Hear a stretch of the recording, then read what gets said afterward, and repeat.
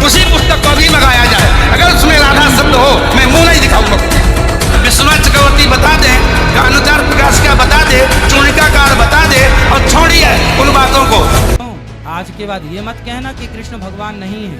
मैं कृष्ण भगवान को तुम कौन सी परंपरा से, कौन सी संप्रदाय से हो, क्या मानते हो? मैं आर्य समाज को आर्य समाजी हो। तो क्या आर्य समाजी कृष्ण को भगवान नहीं मानते? मानते पर राधा जी को नहीं मानते। क्यों? राधा से क्या दुश्मनी? राधा जी उनके क्या क्या दुश्मनी राधा जी से?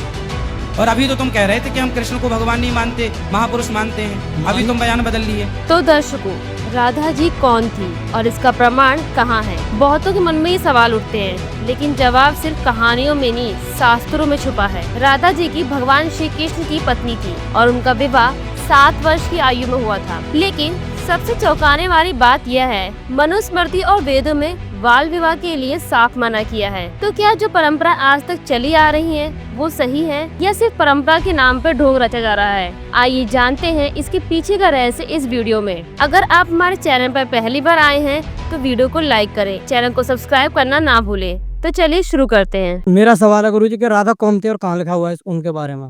राधा कौन थी और कहाँ लिखा है? ब्रह्म वैवर्त पुराण में लिखा है, गर्ग संहिता में लिखा है, अन्य पुराणों में लिखा है कि राधा भगवान श्री कृष्ण की पत्नी है।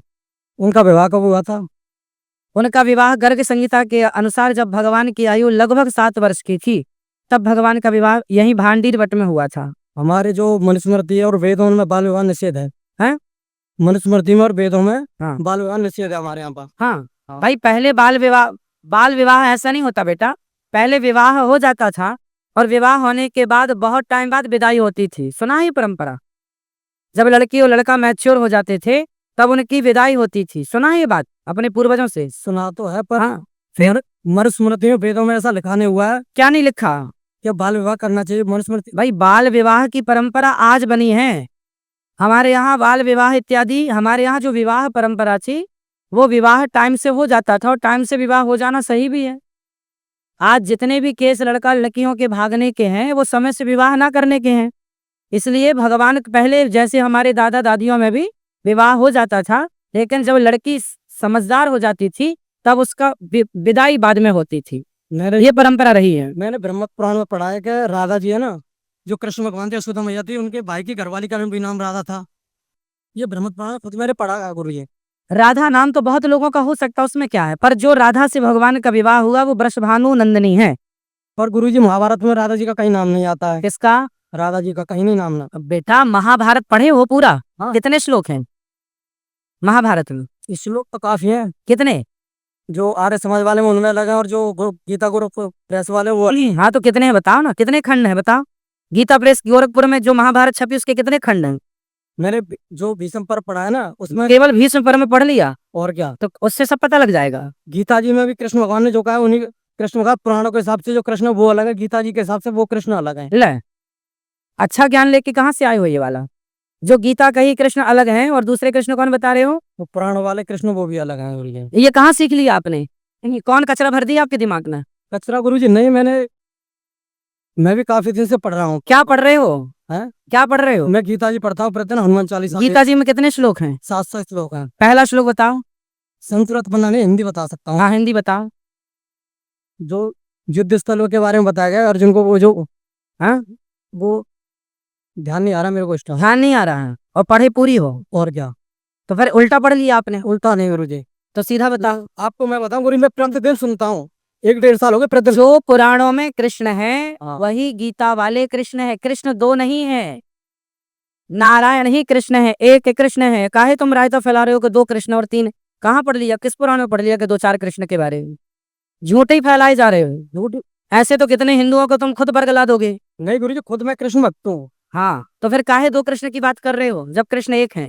अब वृंदावन में तो एक राधा रमण जी हैं और एक बिहारी जी हैं। अब आप कहो कि वो अलग है, वो अरे भैया नाम अलग है तो दोनों कृष्ण एक ही। क्योंकि कृष्ण जी की धर्मपत्नी उनका नाम रुक्मिणी था। हाँ तो उनका नाम आना चाहिए, उनके साथ में राधा जी का नाम क्यों आता? मैं अरे ये बात कई बार कथाओं में हम इसका उत्तर दे चुके। कथा सत्संग करते हो? हाँ सुनता हूँ मैं। हाँ कई बार, हजारों बार इस प्रश्न का उत्तर बता चुके हैं। सुनता हो तो समझ में आए। राधा भगवान श्री कृष्ण की पत्नी तो है, पर पत्नी है पर सबसे अधिक प्रेम की प्रतिमूर्ति है। तो प्रेम को भगवान ने अपने साथ जगह दी समाज को ये मैसेज देने के लिए कि जो प्रेम करेगा वो मुझे पाएगा। प्रेम किसकी तरह? राधा रानी की तरह। प्रेम की प्रतिमूर्ति श्री राधा रानी है। ऐसा हो ही नहीं सकता। अर्थ का अनर्थ। हाँ? नहीं, हमको कष्ट यह है कि हमको बोलना पड़ा बीच में, क्योंकि अगर अनिरुद्धाचार्य की जगह ये बात और कोई बोलता तो मैं कतई नहीं बोलता। देखिए, अनिरुद्धाचार्य जी इस समय टीवी पर छाए हुए हैं, लाखों लोग इनको सुन रहे हैं, तो ये तो यही समझेंगे ना कि अनिरुद्धाचार्य बोल रहे हैं। इसलिए आपके द्वारा कोई अपशब्द नहीं निकलना चाहिए। मैं आपसे वंदन करता हूं, कभी कोई अनर्थ करना हो तो विचार करके करिए। भागवत जी के अष्टम स्कंद के 10वें अध्याय में लोग कहते हैं भागवत जी में राधा का नाम नहीं है, राधा का नाम नहीं है। ये लोग गलत कहते हैं, जो भी कहता है गलत कहते हैं। लिखा हुआ है, मैं आपको श्लोक दिखा रहा हूँ। भागवत जी के 8वें स्कंद के 10वें अध्याय में श्लोक नंबर 40 है, लिखा है उद्यतायुध दौरदंडई राधावंतो भटान मृधे। राधावंतो लिखा, स्पष्ट लिखा गुरुजी। ऐसा है, नाश मत करिए। आधावंत है, आधावंत में दौड़ते हुए, या संधि हो गई है गुरुजी। नहीं नहीं, ये गलत बात है। आप जो है उच्चता युद्धई आयुधों को लेकर के आधावंत। गुरुजी गुरुजी गुरुजी गुरुजी गुरुजी, हम तो आपकी दास हैं। अनर्थ मत कीजिए ना। हमारे गुरुजी कहते हैं अयम अनर्थ ना ना गुरुजी, इसका अर्थ तो सुन लीजिए, इसका अर्थ तो सुन लीजिए। आप जब राधा बता रहे हो, सुनिए सुनिए गुरुजी, इसका अर्थ है राधावंतो भटान मृदेश का अर्थ गुरुजी ने बताया हमें। हम गुरुजी ने, हमारे गुरुजी, कोई गुरुजी नहीं बता सकता। हमारे गुरुजी कहते हैं बिल्कुल नहीं बना सकते, क्योंकि जब आप राधा बनाओगे तो विसर्गे कहाँ जाएंगी? गुरुजी उद्यता युद्धई ही गुरुजी गुरुजी कहते हैं क्यों नहीं बोलते? गुरु राधा शब्द है। अब चलिए, भागवत जी में दूसरा है बधू। बधू प्रयोग हुआ है, बधू प्रयोग हुआ है। तो बधू का प्रयोग ये है कि वहां श्री राधा रानी का ही स्मरण है। नहीं, लोग कहते हैं राधा नहीं है, तो राधा जी का जिक्र तो कई जगह है। राधा पदवाच्य बधू जिसका अर्थ संकेत अर्थ हो या लक्ष्यार्थ हो और व्यंग्यार्थ हो, इन तीनों अभिधावृत्तियों के द्वारा राधा शब्द एक भी जगह भागवत में नहीं है। इसलिए जहां बधू शब्द है वहां भी अर्थ राधा है। जहां बधू है, ऐसे पानी का अर्थ जल भी होता है। जहां राधा है, जहां बधू है वहां राधा है। ऐसे थोड़े होता है। जहां आप जैसे लोग देखिए, आप विश्व हमारे गुरुजी ने बताया, ये हमारी क्या ताकत की हम बताएं? शब्दई ही अर्थानाम अभिव्यक्ति त्रिभिन्न भवति। इनकी बात सारा विश्व सुनता है। महाराज श्री बोले हमारी बात 20 आदमी सुनते हैं। महाराज जी, सारा विश्व, पूरे विश्व को सुनाते हैं। गुरुजी जो मेरे गुरुजी ने सिखाया वो मैं बोल रहा हूँ। सिखा ही नहीं सकते, आप अशुद्ध बोल रहे हैं बात। अभी श्री राधा और माधव जो राम नाम है, जो भागवत जी का अर्थ है। अब कोई पूछे कि राधा का अर्थ क्या है, तो राधा का अर्थ ही कृष्ण है, वो कृष्ण का अर्थ ही राधा है। तो राधा ही कृष्ण है और कृष्ण ही राधा है। कुल मिलाकर कहने का अर्थ ये है, गुरुजन ये कहते हैं कि प्रत्येक श्लोक कृष्ण है और प्रत्येक भागवत जी के 18,000 श्लोक, प्रत्येक श्लोक कृष्ण है और श्लोक का प्रत्येक अर्थ श्री राधा है। प्रत्येक श्लोक श्री कृष्ण है और श्लोक का प्रत्येक श्लोक का अर्थ श्री राधा है। तो ये सब भाव ही तो है, राधा ना वो भाव सब नहीं, भाव है। वो शब्दार्थ। भाव का भूखा हूं मैं, भाव ही एक सार है, और भाव से भजले मुझे तो भव से बेड़ा पार है। सभी विद्वानों के चरणों में दास का बारंबार नमन। सबको जय श्रीमन नारायण, जय श्री कृष्ण। और फिर जैसा भी उसके गुरुदेव ने अनुवाद किया था, अनुवाद भी सुना रहा है। अनुवाद सुनाना इसलिए शुरू कर दिया कि सामने एक भक्त बैठा है और दिखे है मुसलमान, लेकिन मेरी बातों से प्रभावित बहुत है, बड़ा ध्यान से सुन रहा है। अब धर्मदास जी ने गीता जी का 7वां अध्याय पूरा पढ़ दिया, क्योंकि इसमें सारे 30 श्लोक हैं और कुछ 8वें अध्याय के भी मोटे मोटे कुछ कुछ सुना दिए। जैसे 8वें अध्याय के 5वें और 7वें श्लोक में गीता ज्ञानदाता कहता है कि अर्जुन तो मेरी शरण में आ जा, मेरी भक्ति कर, मुझे ही प्राप्त होगा। इस तरह की उसने अपना सारी क्रिया जब कर ली, परमात्मा और निकट पहुंच गए और हाथ जोड़ के कहने लगे। अपने आप को एक दास बनाया भगवान ने, और सामने बैठा हो जैसे ये वैष्णव पंथ के जो उपदेशी होते हैं, एक कंठी रखते हैं गले में, एक तुलसी के मणिये की एक माला और तिलक माथे पे, और एक धोती कुर्ता सा बस वैसे लपेट लेते हैं कपड़ा सा, ऐसी वेशभूषा बना रखी। वो सन्यासी वैराग ले लिया उसने, यानी अपने गुरुदेव जी से एक साधु का रूप बनवा लिया, क्योंकि 60 साल का से भी ऊपर उम्र हो गई थी। एक लड़का था, वो अपना कारोबार संभाल रहा था, तो वो अपना भक्ति मार्ग पर चल पड़ा था। भगवान ने, परमेश्वर ने करबद्ध होकर कहा कि हे वैष्णव साधु, हे महात्मा जी, मैं सब जगह भटक लिया, मेरी शंका का समाधान नहीं हुआ। अब धर्मदास जी फूल गया।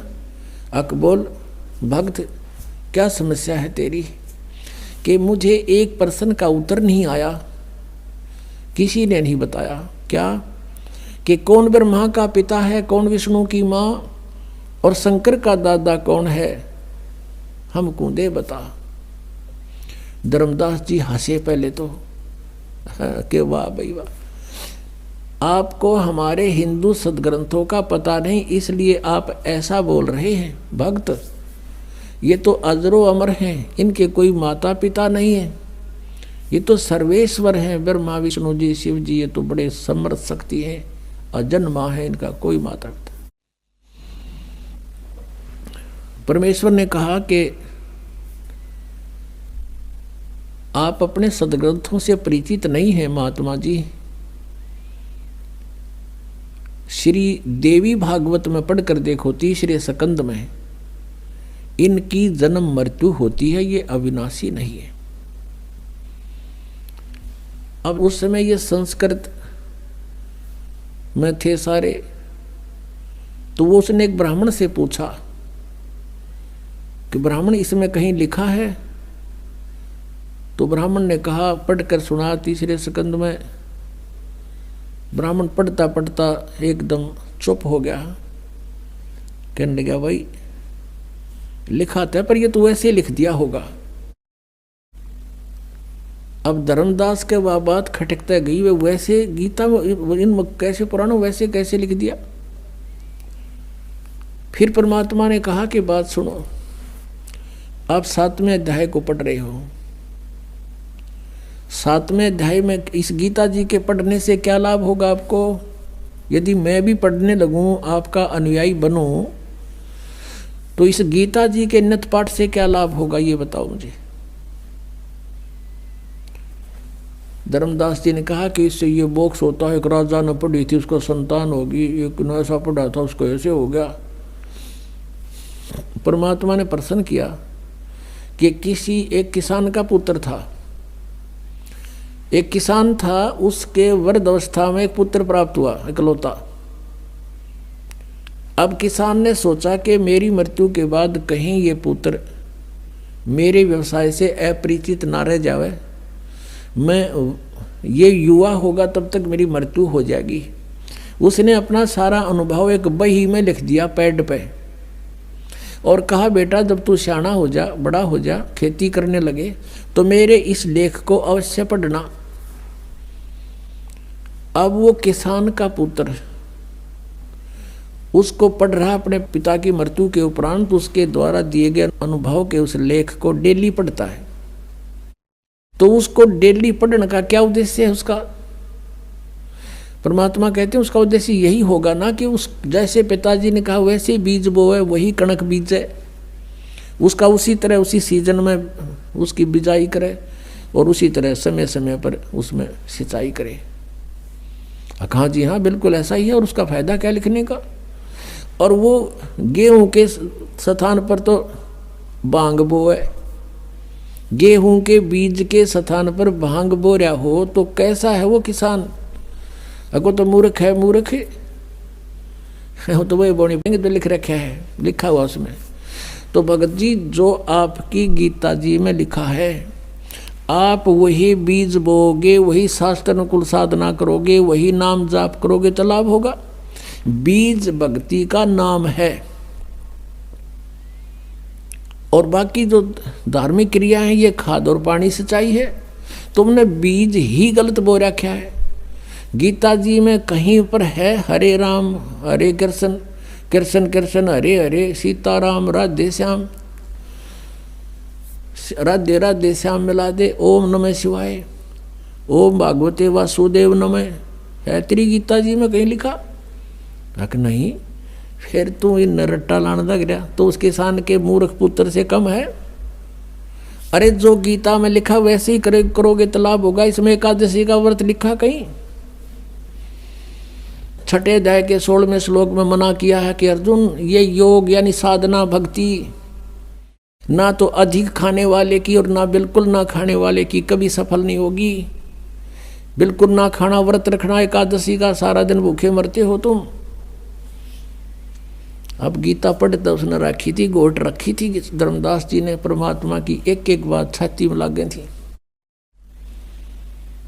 अरे तू गीता जी को सिरोधार्य मानता है, भगवान के आदेश विरुद्ध तू साधना कर रहा है। 16वें अध्याय के 23वें श्लोक में लिखा है शास्त्र विधि को त्याग कर जो मनमाना आचरण करते हैं उनकी ना गति होती, ना उनको कोई सिद्धि प्राप्त होती, ना उनको कोई सुख होता, यूजलेस। अब यो मन बड़ा शैतान है, यो जल्दी से हार नहीं मानता। अब सारी समझ रहा है, सुन रहा है और हृदय में जा रही है। अब क्या हुआ? क्योंकि काल को पता लग गया कि तेरा एक आदमी जाओगा, काल फंस गया तो इसके वो अंदर से प्रेरणा कर दी कि तू, उसने मन में आई कि ये मुसलमान है और ये वैसे बकवास कर रहा है। सभी तो राम नाम ऐसा ही जप रहे हैं, सभी तो इन नामों का जाप करें पूरे हिंदू समाज में। तो उसने क्या कहा धर्मदास ने परमात्मा को कि जिंदा तेरी बात मैंने बहुत कड़वी लगे और तू महात्मा है ना, मैं तेरे साथ लड़ पड़ता तो साधु वेश में है। आगे से ऐसी बात मत करना, हमारे भगवानों के हमारे मंत्रों के बारे में फालतू मत बोलना। परमात्मा उसी समय जान गए काल आ गए, इसमें अंतर ध्यान हो गए, भगवान वहां से अदृश्य हो गए।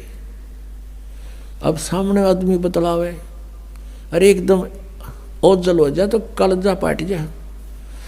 और कुछ लाला जी था, सामने से भगवान एकदम अदृश्य हो गए। उसी समय उसका तो धक्का सा लगा और उसने सोचा देख सारी सच्ची बात बतावे थे, सब सत्य सत्य बोल रहे थे, मेरे भाग फूट गए। ये तो कोई फरिश्ता था, कोई भगवान का भेजा हुआ दूत था, मैंने बड़ी गलती करी और सब बातें सही कह रहा था। अब परमात्मा ने यहाँ भी बताया था कि जिस तालाब में तू नहा के आया है इसमें पता नहीं कितने जीव मार दिए तने। अब धर्मदास को जो मालिक ने बताई थी तू पूजा पढ़े गीता ने, और गीता जी के 8वें अध्याय के 13वें श्लोक में पढ़ ले कि ओम इति एकाक्षरम ब्रह्म विवरण माम अनुसमरण ये प्रयाति तजन देहम सयाति परमाम गतिम। मुझ ब्रह्म का केवल एक ओम अक्षर है, नथिंग एल्स। और जो इसका उच्चारण करके सिमरण करता हुआ शरीर छोड़कर जाता है सयाति परमाम गतिम, वो परम गति को प्राप्त होता जो ओम से मिलने वाली परम गति है। और तुम जपो हरे राम हरे कृष्ण राधे श्याम सीताराम राधे राधे। कोई बात हुई? अब एक किसी ने प्रश्न किया कृष्ण के पुजारी तो कि आपका इष्ट देव कौन है? स्वरूप तन्यों का राधे, और फिर ने कहा श्री कृष्ण जी मेरा इष्ट है। अरे राधे होया कृष्ण जी तेरा इष्ट होया? कमाल की बात कर रहे हैं, बिना अकल की बात। अब राधे श्री कृष्ण जी की वो थी प्रेमिका, और कोई मित्र उससे पहले उसकी प्रेमिका का नाम लेता जूत तोड़े न बाजेगा उनका, यारी तोड़े टूट लेगी उनकी। यानी वो कृष्ण जी की पूजा कर राजदेव श्रद्धा कर रहे, थरा गजब हो, ये था सिर पैर है कोई। तो वो भी न्याय कह था, धर्मदास भी जो परमात्मा ने उसको यही सुनाया था, समझाया था, तो उसका सारी बात जचगी के सत्य है।